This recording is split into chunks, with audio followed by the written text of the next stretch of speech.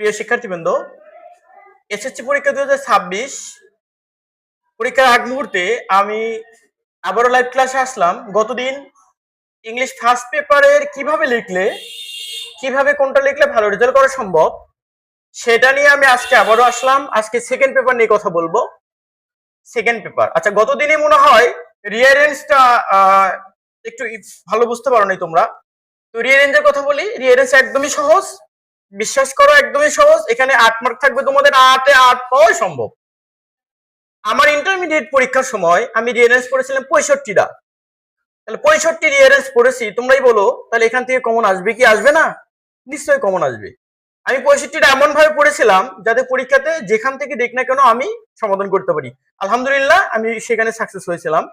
আমি আরো পড়েছিলাম 75-80টার মতো, কিন্তু ওইগুলো তেমন ভাবে পড়ে নেই, কিন্তু 75টা একদমই যেখান থেকে দিবে আমি সেখান থেকে পারবো ইনশাল্লাহ, আমি পেয়েছিলাম। তো তোমাদেরকে আজকে সেকেন্ড পেপার নিয়ে বলি, একটু সামনে আসি। তোমাদের কোশ্চেন নাম্বার 1, সেকেন্ড পেপারে 1 এ থাকবে হচ্ছে পার্টস অফ স্পিচ 8 প্রকার। 8 এর মধ্যে 7 প্রকারই তোমাদের থাকবে একটা ছাড়া। এখানে আর্টিকেল থাকবে, প্রিপজিশন থাকবে, ভার্ব থাকবে, অ্যাডভার্ব থাকবে, অ্যাডজেক্টিভ থাকবে, এগুলো থাকবে, সবগুলোই থাকবে। তো এখানে শেখার জন্য দীর্ঘমেয়াদী শিখলে একটা সূত্র টিক্স আছে, ওইভাবে শিখলে সবচেয়ে ভালো মার্ক পাওয়া যায় এবং অর্থ জানতে হয়। যারা মিনিং জানে তাদের ওই টিক্সটা না জানলেও চলবে। কিন্তু যেহেতু পরীক্ষার সামনে আমরা জানি না, আমরা একটু যেহেতু বক্সে দেওয়া থাকবে ওইখান থেকে নিয়েই আমরা বসানোর চেষ্টা করব। মোটামুটি 10-এর মধ্যে আমরা হয়তো এখানে 4, 5, 3 এরকম পাবো। এখানে মার্ক থাকবে 10, কিন্তু আমরা লিখলে এখানে হয়তো 2, 3, 4 এরকম করে পাবো আমরা বসালে। আর যদি ভালো অর্থ জানি তাইলে তো আমরা পাবো। যদি প্রিপারেশন ভালো তাহলে তো ফুল মার্কস এখানে তুলতে পারবা। 2 নম্বরে কি থাকবে? 2 নম্বরে থাকবে হচ্ছে টেবিল। টেবিলটা কমন পড়ে, বেশিরভাগ ক্ষেত্রে বোর্ড কোশ্চেন রিপিট হয়। এই টেবিলটা যদি তোমরা বিগত সালে বোর্ডগুলো পড়ে থাকে 15 থেকে 24 পর্যন্ত, 25 পর্যন্ত, শুধু উইদাউট রাজশাহীর 24 and 25, তাইলে আমি মনে করি তোমরা টেবিলে সফল হয়ে যাবা এবং টেবিলে 5 মার্ক থাকে, তোমরা 5-এ 5ই পাওয়া সম্ভব।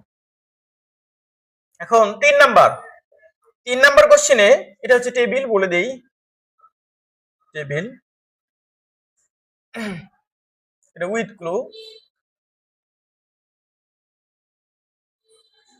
আচ্ছা, 3 নাম্বার থাকবে রাইট ফর্ম অফ ভার্ব।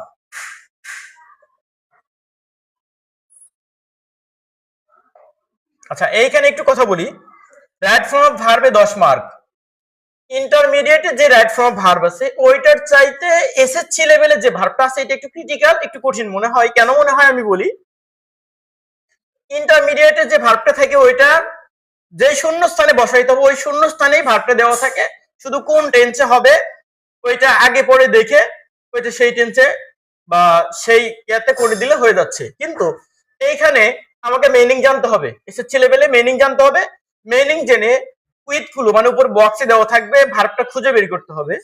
খুঁজে নিয়ে এসে শূন্য স্থানে বসিয়ে সেখানে আবার কি করতে হবে, টেন্স দিয়ে প্রেজেন্ট হবে না ফিউচার হবে না কি হবে সেটা করতে হবে। আচ্ছা, এই জন্য আমি মনে করি ভালো স্টুডেন্ট যারা প্রিপারেশন ভালো ওরা এখানে ভালো মার্ক আর্ন করতে পারে, ক্যারি করতে পারে। যারা মোটামুটি ভালো না এখানে ওরা 2, 1 এরকম মার্ক পায়, 2, 1, 3 এরকম পায়। আচ্ছা, তো আমি এগুলো তোমাদের হিসাব করছি না, এগুলো পরে দেখাবো। 4 নাম্বার, এখানে 4 নাম্বারে কি থাকে? 4 নাম্বার হচ্ছে 4 নাম্বার হচ্ছে চেঞ্জিং সেন্টেন্স বা ট্রান্সফরমেশন সেন্টেন্স।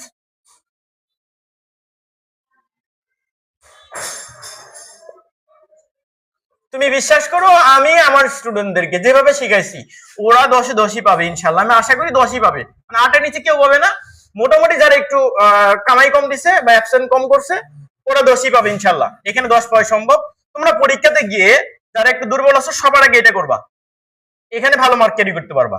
তারপরে 5 নম্বরে কি থাকে একটু দেখাই। 5 নম্বরে টেক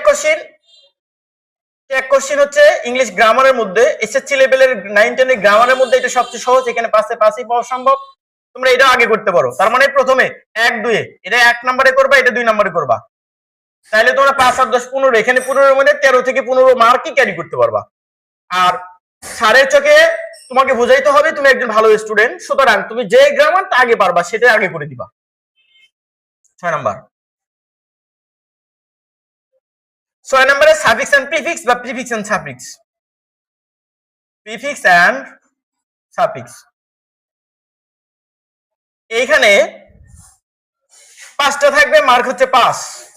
আমি একটা শীট দিয়েছিলাম, সেখান থেকে যদি করো তোমরা 5 অথবা 4 ক্যারি করতে পারবা, 5 না হলে 4 পাবা ওই শীটটা থেকে, এমন ভাবে করেছি।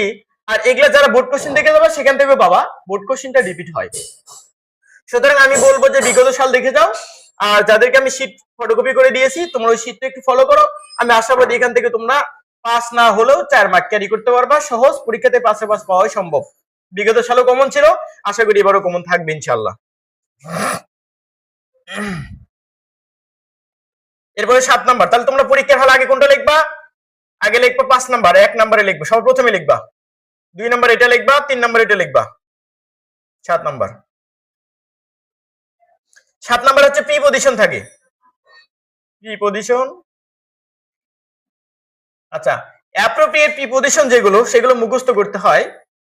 অ্যাপ্রোপ্রিয়েট প্রিপজিশন বিগত বোর্ডেরগুলো একটু মুখস্থ করে যাবা, পড়ানো হয়েছে যেগুলা, সেগুলো মুখস্থ করলে ইনশাআল্লাহ তুমি 5-এর মধ্যে 3 পেয়ে যাবা। আর 2টা তোমার থাকে হচ্ছে অ্যাপ্রোপ্রিয়েট প্রিপজিশন ছাড়া, অর্থাৎ মিনিং দেখে, সেন্টেন্সের আগে পরে দেখে, দিক কোন দিক কিভাবে বোঝায় সেটা দেখে বসাইতে হয়।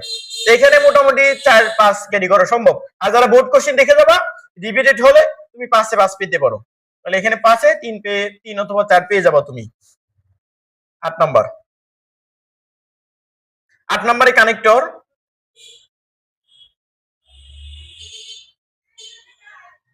কানেক্টরসে তুমি হচ্ছে কানেক্টরসে মার্ক থাকে 5, এখানে 5-এ 5 পাওয়াই সম্ভব। বোর্ড কোশ্চেন রিপিট হয়, দেন আমি যেভাবে শিখেছি সেভাবে। আর যারা একদমই দুর্বল আছে পাশের জন্য, তাদেরকে একটা শর্ট ট্রিক্স শেখানো হয়েছে, কিভাবে শর্টকাটে পেয়ে যাবা, তাও তোমরা 3 পাবা।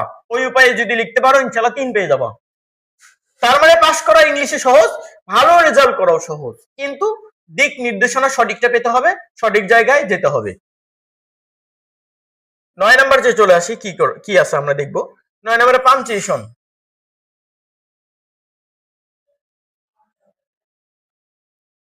পাঞ্চুয়েশনে মার্ক হচ্ছে হলো 5। পাঞ্চুয়েশন অর্থ কি জানো? বড় হাতের, ছোট হাতের, দাড়ি, কমা, ফুল স্টপ, প্রশ্নবোধক চিহ্ন, আশ্চর্যবোধক চিহ্ন, এইগুলা কোথায় কোনটা দিতে হবে। এগুলো যদি ন্যারেশন আকারে থাকে সবচাইতে সহজ, এটা তোমরা ভালো বুঝতে পারবা। আর এই অনুপাতে লিখলে সেটা 5 পাওয়া সম্ভব। আর বাকিটুকু এখানে টাচ করলেই বাচ্চারা, তোমরা যে এখানে টাচ করো, এখানে 3 মার্কের মতো 2-3 ছাড় এমনিতেই দেয়, একটু ভালো করলে 5-এ 5 পাওয়া সম্ভব। আচ্ছা, এবার আসি 10 নম্বরে। 10 নম্বর থেকে paragraph. Paragraph free hand writing শেখানো হয়েছে। মাত্র 5টা প্যারাগ্রাফ, 4-5টা পড়ানো হয়েছে মনে হয়। এই 5টি প্যারাগ্রাফ যদি পড়ো তুমি পরীক্ষাতে ইনশাআল্লাহ 10-10-এর মধ্যে না হলেও 8 মার্ক ক্যারি করতে পারবা। 8 মার্ক ক্যারি করতে পারবা, কিন্তু বানান ভুল করে যাবে না। বানান ভুল না গেলে 10ই পাবা, কিন্তু তোমরা যদি একটা বানান মিস্টেক করে ফেলো, এটাই হচ্ছে সমস্যা। 11 নম্বরে কি করবে একটু দেখি। আচ্ছা, এবার হচ্ছে খেলা, আমি বলি। 11 নম্বরে থাকবে হচ্ছে, হলে অ্যাপ্লিকেশন আসবে, না হলে লেটার আসবে, না হলে ইমেইল আসবে। এখন এই 3টা মিলে আসবে, একটা আমাকে লিখতে হবে, ওইটাই যেটা আসবে সেটাই লিখতে হবে। সুতরাং আমি করেছি কি তোমাদের সহজের জন্য, অ্যাপ্লিকেশন শিখিয়েছি সর্বোচ্চ কয়টা?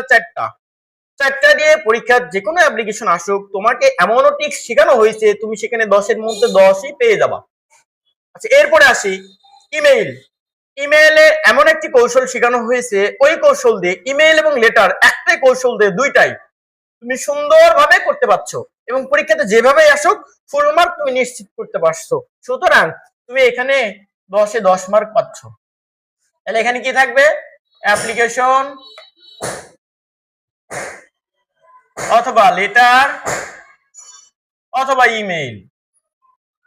কিন্তু এখানে দেখাচ্ছে 30টা, তুমি অন্য কোনো ছাড়ের কাছে যাও, 10টা করে পড়ালো, এটা 10টা 10টা 10টা 30টা পড়তে হয়। পরীক্ষার আগে তুমি 30টা মনে রাখতে পারবা? বলো, একজন ভালো স্টুডেন্ট তো মনে রাখতে পারবে না, যেটা মনে আছে ওটা পরীক্ষাতে আসবে না, তাহলে তুমি কেন কিভাবে মার্ক পাবা?